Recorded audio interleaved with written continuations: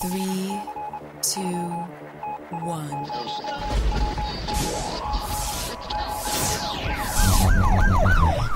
We'd like to welcome you to another edition of Grok Talk, brought to you by New Hampshire's leading conservative blog site, GraniteGrok.com. We are your feared extremist, right-wing, hard-charging, gun-toting, opinionated, outspoken, rabble-rousing, letter-writing, radio microphone stomping conservatives and rational libertarians. So get ready for more news and opinion you could only get from GraniteGrok.com. Grok Talk.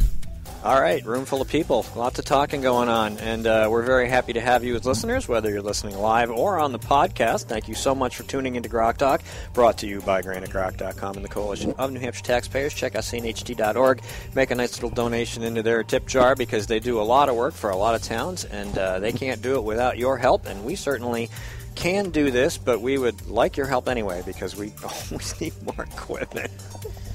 Never ends. Anyway, we're still trying to figure out the best mix for portable activities. Well, we're working toward that, yes. And we're getting there. We appear to have freed up the digital recorder so we can take that out of the loop whenever we need to. And at some point, we will have a mobile and a fixed. And we'll have enough equipment so that we don't have to steal from one to the other. We've got enough equipment to do separate items one at a time. Mm-hmm. And then, of course, we are still working on the more smaller, compact mobile version of something to even if it's just to go and record an event or just live stream it without the interviewing. Right. Yeah, because Mike likes to paratroop it small, and Skip likes to lug it battlefield prepared.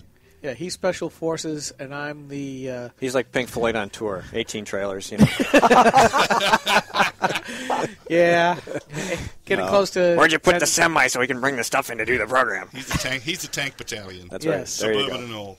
So we have Ian and Jody Underwood here. Jody's here. She's on school board in Croydon, and we've had some wonderful things happening up there. And I recently wrote about it at Watchdog because I had gotten wind of this, and I started looking everywhere at all and following Facebook and looking on the great school sites that we have that talk about the education issues in our state and around the nation.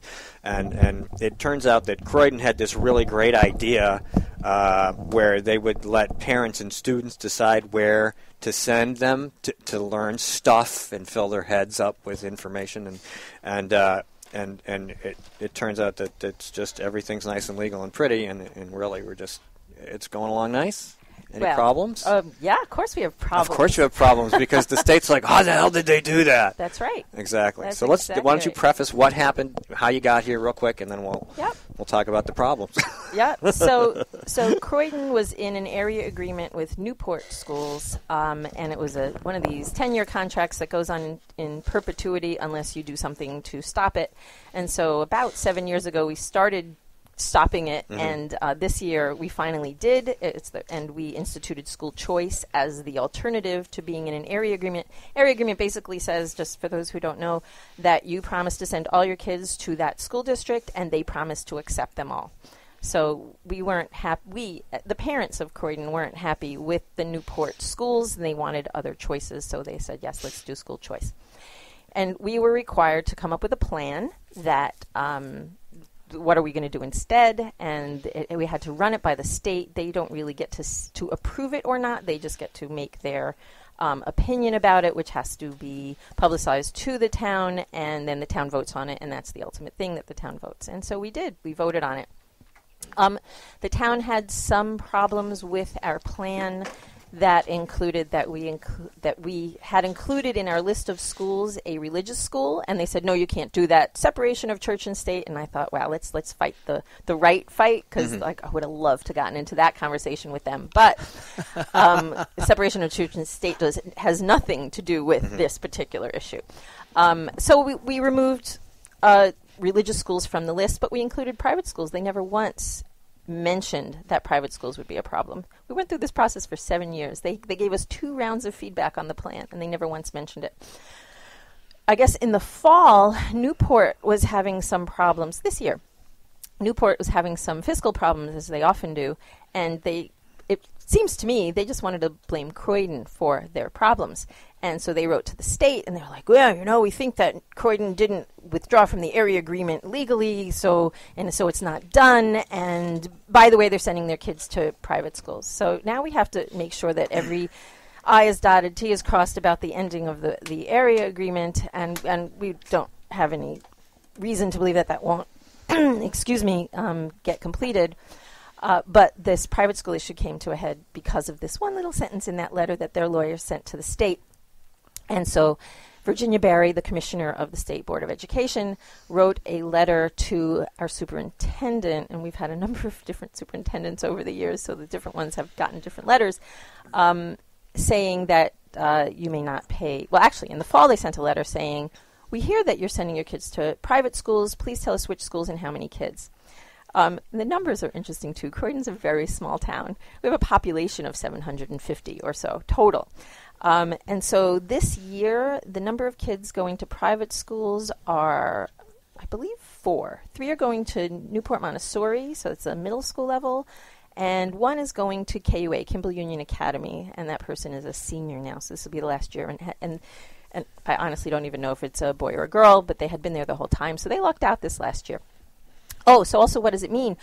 Croydon basically said we would pay up to Newport's tuition, right now, our anchor school's tuition, and we named Newport as our anchor school because most of our kids go to Newport. If most of our kids ended up going to a different school, we might change our anchor school, and that's all in our plan. I know I'm going off in different directions, but I feel like... See, I understand because I did the research already and wrote the article, but for people who don't understand what it is they basically are able to, the town uses education tax dollars from taxpayers, and that tuition base is your anchor school, and that's how much you get no matter where you send your student, and then you pay the difference if it's more. That's the key. And if it's less, the town saves money. Exactly. Okay. That's exactly right.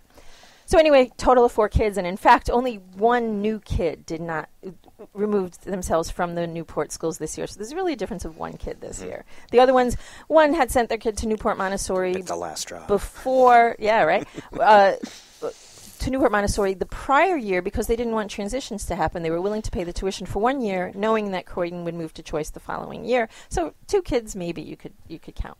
So, and 1 kid went to another public school this year. So 5 kids total didn't go to Newport schools.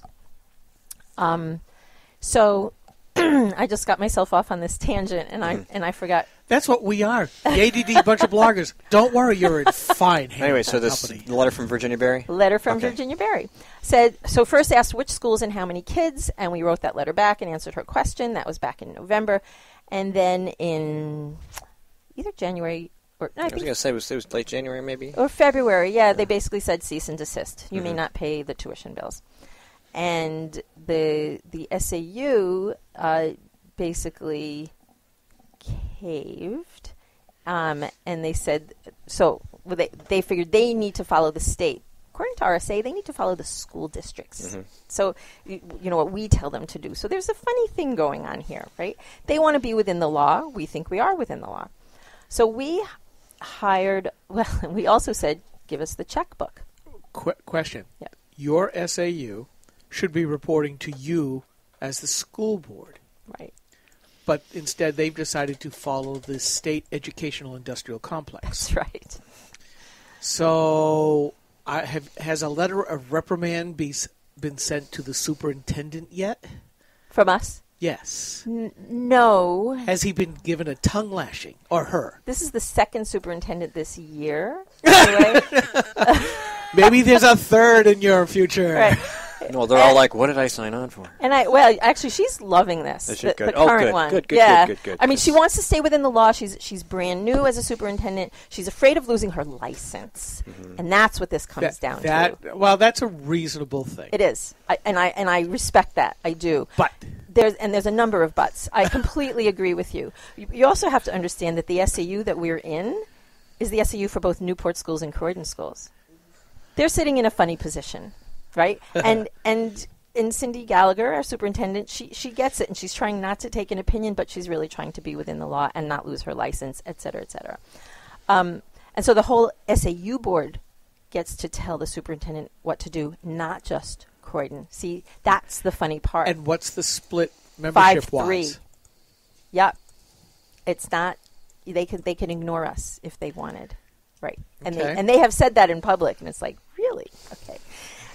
So, So what happened was, Cindy calls me and says, so this is the letter that we got and so on. I was like, really? So Virginia Barry is willing to let kids get transferred out of school in the middle of the year? Is she really not thinking about the kids? Because isn't that supposed to be her number one thing, is that kids get an adequate education? No. Well, sure, no, but ostensibly yes, right? Mm-hmm. Politically, yes. And I said that to Cindy. Cindy mentioned that to Senator Little in a conversation the same day or the next day.